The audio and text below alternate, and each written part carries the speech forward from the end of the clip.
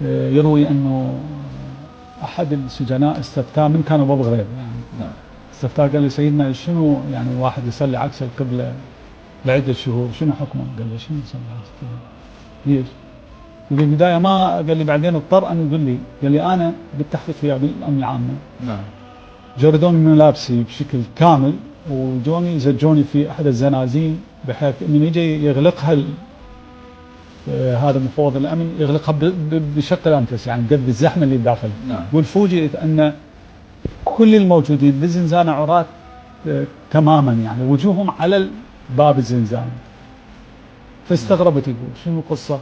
والباوعة الجزء الثاني لقيتها نساء عاريات تماما وجوهن على الجهة الثانية من الحائط، لأنه هو شو يسوون يعني.